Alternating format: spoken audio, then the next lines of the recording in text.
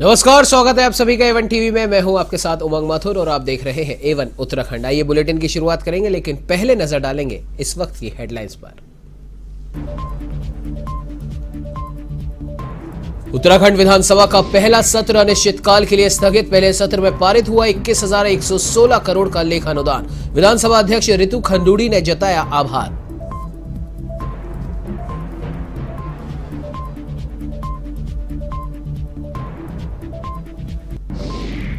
केजरीवाल के आवास पर तोड़फोड़ करने का मामला। बाजपुर में आप कार्यकर्ताओं ने किया विरोध प्रदर्शन। केंद्र सरकार का फूंका पुतला।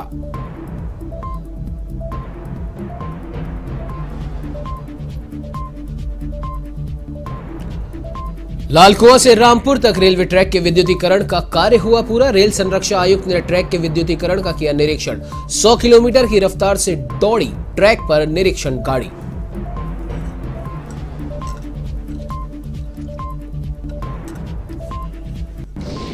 ऋषिकेश के रामा पैलेस में आरआरआर देखने पहुंचे अमिताभ बच्चन। बिग बी को देखने के लिए प्रशंसकों की उमड़ी भीड़। थिएटर पहुंचने पर अमिताभ का किया गया स्वागत।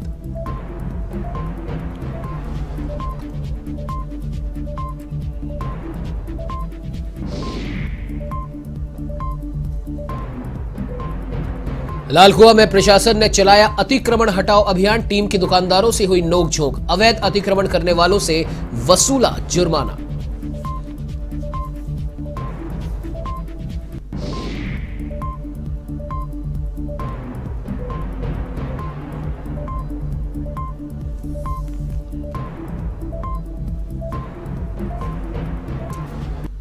अब आइए बुलेटिन की शुरुआत करते हैं विस्तार से। आपको बता दें कि उत्तराखंड की 5वीं विधानसभा का पहला सत्र अनिश्चितकाल के लिए स्थगित कर दिया गया है। 2 दिवसीय सत्र की 7 घंटे 23 मिनट तक कार्यवाही चली, जहां विपक्ष के हंगामे के बाद भी 21,117 करोड़ का लेखानुदान बजट पास हुआ। माफ कीजिएगा, 21,117 करोड़ का लेखानुदान पास हुआ। विधानसभा अध्यक्ष रितु खंडूड़ी ने सदन की कार्यवाही को लेकर सभी का आभार व्यक्त किया। इस दौरान रितु खंडूड़ी ने कहा कि उत्तराखंड राज्य में पहली महिला विधानसभा अध्यक्ष का उन्हें गौरव प्राप्त हुआ है। वो चाहती है कि अपने कार्यों से सदन में वो अपनी छाप छोड़े। साथ ही उन्होंने कहा कि सदन में महिला सदस्यों को भरपूर अवसर प्रदान हो, यही उनकी प्राथमिकता है।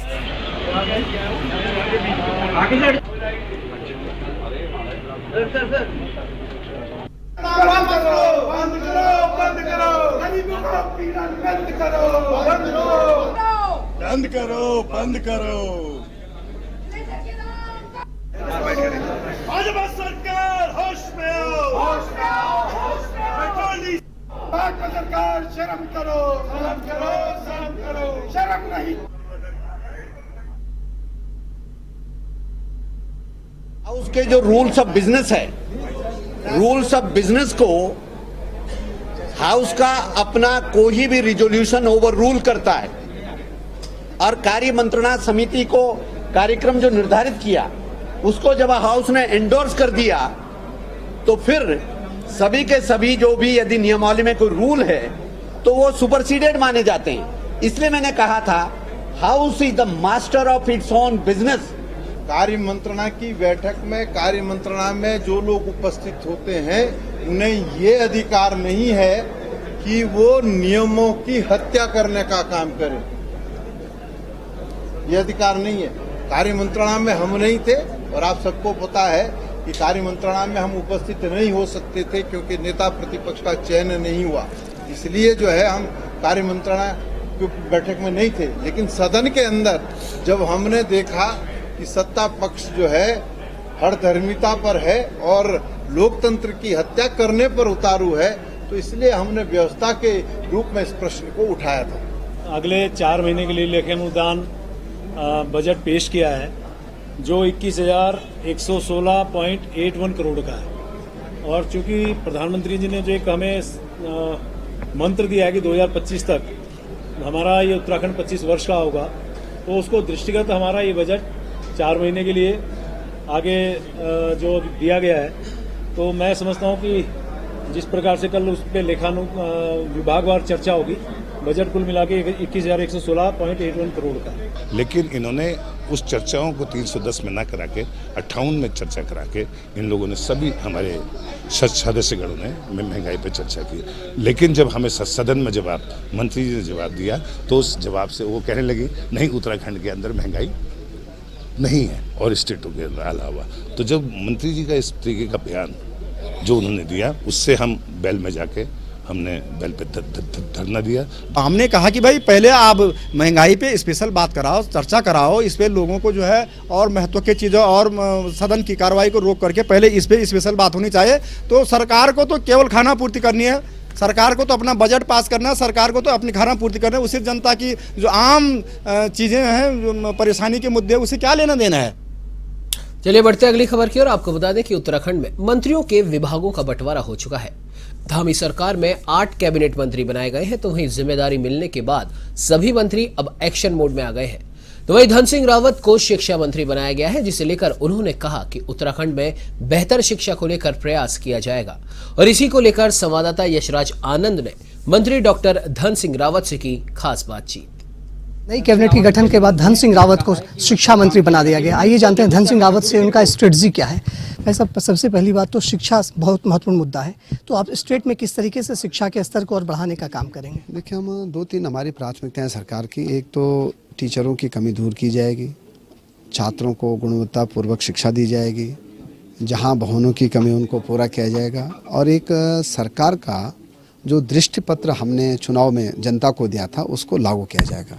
शिक्षा के क्षेत्र में सिलेबस को बदलने का भी काफ़ी बातचीत हो रही है, तो क्या आपको लगता है कि सिलेबस बदलना अनुकूल रहेगा? देखिए, निश्चित रूप से जो उत्तराखंड के हित में होगा, जो राष्ट्रीय शिक्षा नीति के अंतर्गत आएगा, उसको किया जाएगा। शिक्षा के माध्यम से ही बच्चे रोजगार पाते हैं, तो रोजगारोन्मुख शिक्षा किस तरीके से दी जाएगी? और पहाड़ों पर शिक्षा में काफ़ी कमी है, तो उसको लेकर आपका क्या स्ट्रेटजी ढांचा रहेगा? क्या आपने देखा होगा कि डिग्री कॉलेज में हमने रोजगार परक शिक्षा के लिए काफ़ी अभिनव प्रयोग किए हैं, और ये हम माध्यमिक शिक्षा में भी करेंगे। सर, मेरा अंतिम प्रश्न है कि मंत्रिमंडल के गठन में इतनी देरी क्यों हो गई, जबकि मुख्यमंत्री पद का चयन भी हो गया, उसके बाद इतनी देरी क्यों? देखो, ये सवाल तो आप कांग्रेस से पूछो कि अभी तक को नेता प्रतिपक्ष नहीं बना पा रहे हैं। हमने तो सब कुछ कर दिया है। सर, आपसे भी पूछा। चलो, हो गया। तो ये थे हमारे साथ धन सिंह रावत। इस बार के मंत्रिमंडल में इन्हें शिक्षा मंत्री बनाया गया और इन्होंने कहा कि शिक्षा मंत्री रहते हुए ये सिलेबस के विषय में भी ध्यान देंगे और रोजगारोन्मुख शिक्षा लोगों को मुहैया कराएंगे। कैमरामैन आजाद सिंह के साथ मैं यशराज आनंद, A1 TV देहरादून। तो वे भाजपा के राष्ट्रीय संगठन महामंत्री BL संतोष 4 अप्रैल को उत्तराखंड के दौरे पर रहेंगे, जिसकी जानकारी देते हुए बीजेपी प्रदेश अध्यक्ष मदन कौशिक ने बताया कि राष्ट्रीय संगठन महामंत्री 4 से 5 दिन के लिए उत्तराखंड में ही रहेंगे। उन्होंने बताया कि इस दौरान वो कई कार्यक्रमों में भी शिरकत करेंगे और साथ ही 2022 के विधानसभा चुनाव में भाजपा को जिन 23 सीटों पर हार का मुंह देखना पड़ा, उसकी रिपोर्ट जल्द ही तैयार कर ली जाएगी और इस रिपोर्ट पर भी चर्चा की जाएगी। BL संतोष जी 4 तारीख से और लगभग 4-5 दिन के लिए उत्तराखंड में रहेंगे। कुछ और अनेक कार्यक्रम भी है जिसमें भाग लेंगे और पार्टी के कार्यक्रमों में भी प्रतिभाग करेंगे। जो 23 सीटें हम लोगों ने लूज़ की हैं, उनके लिए अलग अलग कमेटी बनाकर वहाँ भेजा गया है। किस रूप में हम उनको लूज़ किए हैं, क्या और अच्छा कर सकते हैं, इसकी पूरी रिपोर्ट हमें 1-2 दिन में मिलेगी। उसके आधार पर अगली कार्रवाई। तो ये बाजपुर के भगत सिंह चौक पर आम आदमी पार्टी के कार्यकर्ताओं ने दिल्ली के मुख्यमंत्री अरविंद केजरीवाल के आवास पर हुए हमले के विरोध में केंद्र सरकार का पुतला फूंका। इस दौरान आम आदमी पार्टी के कार्यकर्ताओं ने भाजपा पर बौखलाहट का आरोप लगाया। बता दें कि बीते दिन दिल्ली के मुख्यमंत्री अरविंद केजरीवाल के आवास पर कुछ अराजक तत्वों द्वारा हमला किया गया था। मुख्यमंत्री अरविंद केजरीवाल के आवास पर हुए हमले के बाद आम आदमी पार्टी के कार्यकर्ताओं में खासा आक्रोश बना हुआ है और इसी के चलते बाजपुर के भगत सिंह चौक पर आम आदमी पार्टी के नगर अध्यक्ष अरुण शर्मा के नेतृत्व में पार्टी कार्यकर्ताओं ने विरोध प्रदर्शन किया।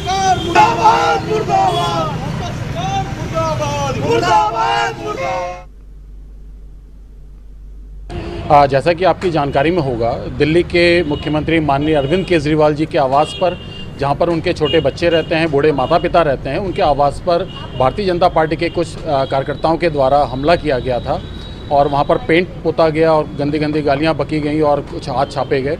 उसके विरोध में हम ये मान करके चल रहे हैं, एक तरीके से लोकतंत्र पर हमला है, विचारधारा पर हमला है। आपको राजनीतिक लड़ाई लड़नी है, विचारधारा की लड़ाई लड़नी है, तो आप विचारधारा से लड़ाई लड़िए। ये इस प्रकार का हिंसा का प्रयोग करना किसी कीमत पे जायज़ नहीं है, ना इसका हम स्वीकार करते हैं और इसी उपलक्ष्य में आज हमने केंद्र सरकार का विरोध स्वरूप पुतला फूंका है। तो वहीं उत्तराखंड के लालकुआं स्थित मुख्य बाजार में नगर पंचायत की टीम ने अतिक्रमण हटाओ अभियान चलाया। इस दौरान सड़कों पर अतिक्रमण हटाने के साथ ही दुकानदारों का सामान भी जब्त कर उनके खिलाफ जुर्माना लगाया गया। तो वहीं कई बार दुकानदारों और कर्मचारियों के बीच तीखी नोकझोंक भी हुई। आपको बता दें कि सड़कों पर आए दिन जाम की समस्या बनी रहती है, जिसे देखते हुए प्रशासन ने इस कार्रवाई को अंजाम दिया।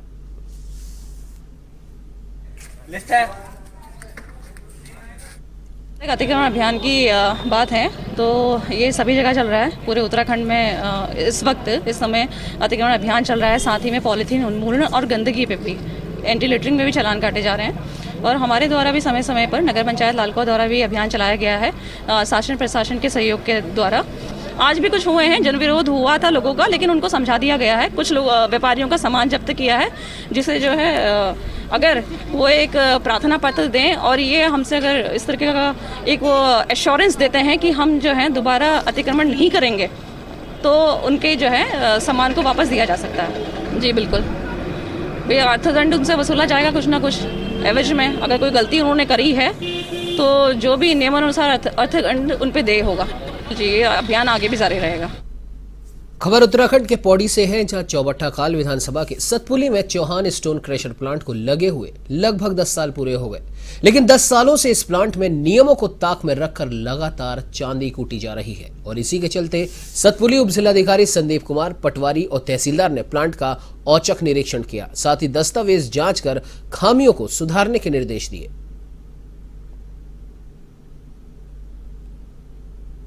हाँ, हमें लगातार इसमें शिकायतें मिल रही थी कि वहाँ पर जो खनन नीति 2017 है उसका अनुपालन नहीं हो रहा है। इसी के सापेक्ष हमने आज वहाँ पर छापेमारी की। उसमें 2-3 टाइप के हमें छोटी छोटी अनियमितता पाई गई हैं, जिसके लिए जो स्टोन क्रशर स्वामी है उसको भी निर्देशित कर दिया है कि ये अपनी जो ये अनियमितता है उनको अगले 8 दिन में सुचारू करे या सही करे। उसी नहीं तो उसके खिलाफ हम जो चालानी कार्रवाई है वो अमल में लाएंगे। नहीं, अभी मौके पर हमने कोई अभी चालान नहीं किया है, क्योंकि जो खनन नीति के जो स्टैंडर्ड हैं उनके अकॉर्डिंग वहाँ पर सीसीटीवी कैमरा भी पाया गया है, कंप्यूटराइज धर्म काटा भी है। लेकिन इसमें थोड़ा पानी छिड़काव को लेकर के समस्या थी और इसके साथ साथ में जो ग्रीन साइड लगता है वो प्रॉपर नहीं लगाया गया था। उसको कवर करने के लिए उनको निर्देशित कर दिया गया। इसके साथ साथ में हमने जो वहाँ पर एक स्टोरेज है उसका भी निरीक्षण किया।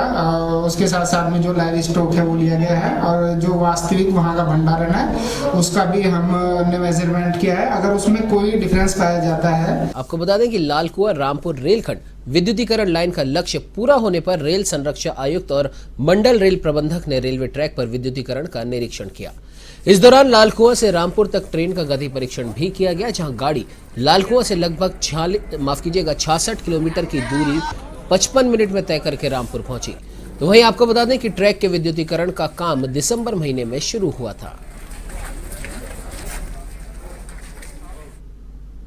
रामपुर से लेकर लालकुआं तक का है और इसका अभी जो भी इस पर इंस्पेक्शन किया है CRS महोदय ने, वो विद्युतीकरण से संबंधित है। अभी तक उन्होंने सारी अलग अलग जगह पे जो है स्टेशनों पे, लेवल क्रॉसिंग पे और भी जो हमारे छोटे छोटे इंस्टॉलेशंस होते हैं, गैंग वगैरह, सब जो विद्युतीकरण से जो भी संबंधित है उसका जो है उन्होंने निरीक्षण किया है। और अब जो हम लोग जब वापस इसमें यहाँ से लेकर लालकुआं से लेकर रामपुर तक स्पीड ट्रायल करेंगे, उसके बाद फिर वो अपना जो है पैसेंजर ट्रेनों का अभी मैं कुछ नहीं कहूँगा। पहले तो CRS का स्पीड ट्रायल हो जाएगा, उसके बाद ऑथराइजेशन देते हैं, उसमें कुछ शर्तें होती हैं, वो शर्तें भी हमको पूरी तरह करनी पड़ती हैं। दूसरी, जहाँ तक हमारी ये सप्लाई की बात है, इसके लिए विद्युत सप्लाई भी चाहिए होती है। जब ट्रेनें चलेंगी तो विद्युत सप्लाई हुई तो हमने रामपुर से चार्ज कर रखा है इसको, या भोजीपुरा से चार्ज कर रखा है। लेकिन जब पैसेंजर गाड़ियाँ चलेगी तो हमें लालकुआं सब स्टेशन और रुद्रपुर भी चार्ज करना पड़ेगा। सर, हाई पावर है हुआ तो वो सबको पता है कि सारे न्यूज़पेपर्स में भी आया था कि 25 kV पे चार्ज है, पूरी हो गया है। अब वो आदमी जो भी उसने जो है चोरी करने के इरादे से या जैसे भी, मुझे नहीं पता डिटेल उसकी, तो वो तो उसको आप लोग भी अपने माध्यम से लोगों को बताइए कि ऐसे काम ना करें। 25 kV जो है बहुत ज़्यादा घातक है और आप उसके 2 मीटर के अगर जरा से भी इधर उधर कहीं आ गए तो वो तुरंत जो है मार सकता है। ये तो एक बात हुई। और दूसरी चीज़ ये है कि हमने इसमें सारे न्यूज़पेपर्स में अनाउंस कर दिया है कि ये 25 kV पे चार्ज, आज से ये 25 kV पे चार्ज रहेगी, थ्रू आउट रहेगी।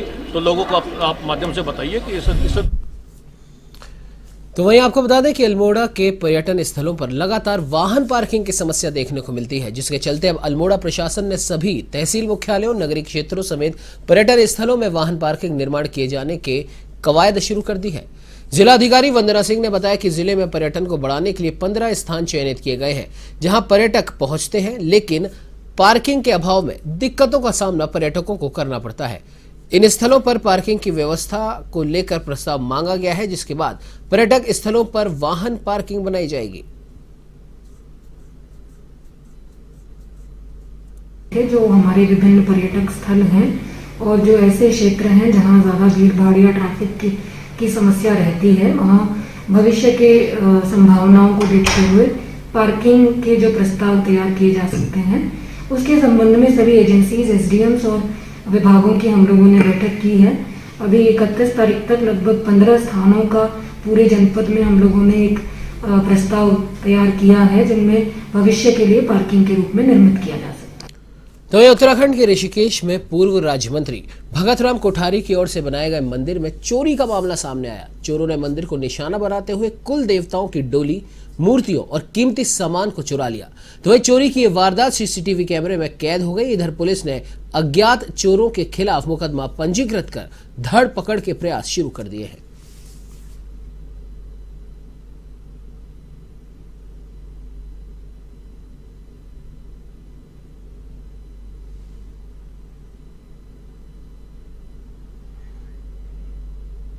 तो अल्मोड़ा के सल्ट उपखंड के सकरखुला गांव के प्राचीन माता भुवनेश्वरी देवी मंदिर में घंटी चोरी का मामला सामने आया। जी हां, इस घटना के बारे में तब पता पड़ा जब मंदिर संरक्षक मोहन सिंह मंदिर पहुंचे, जिसके बाद मंदिर संरक्षक मोहन सिंह ने एसडीएम गौरव पांडे को चोरी की इस घटना के बारे में बताया और रिपोर्ट दर्ज की। तो वह उनका कहना है कि मंदिर से 15 घंटियां चोरी हुई हैं।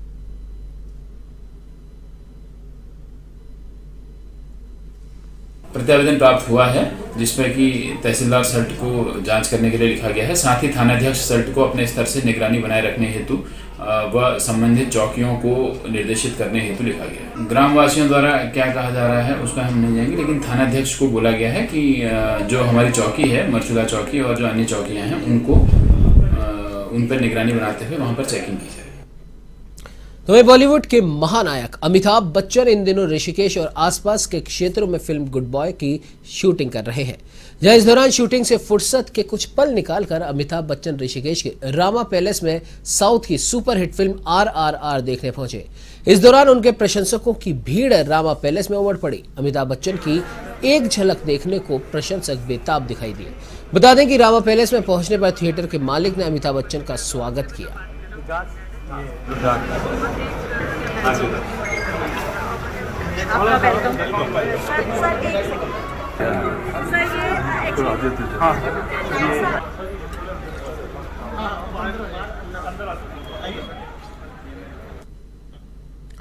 खबर उत्तराखंड के खटीमा से है, जहां कंचनपुरी तिराहे की सरकारी जमीन पर हो रहे अवैध निर्माण के खिलाफ कार्रवाई की गई। इस दौरान आपको बता दें कि खटीमा नायब तहसीलदार यूसुफ अली अपनी टीम के साथ मौके पर पहुंचे, जहां उन्होंने सरकारी जमीन पर चल रहे अवैध निर्माण कार्यों का निरीक्षण किया और साथ ही अवैध तरीके से निर्मित छप्पड़ को तहस नहस कर दिया। निर्माण कार्य पर तत्काल रोक लगा दी गई है।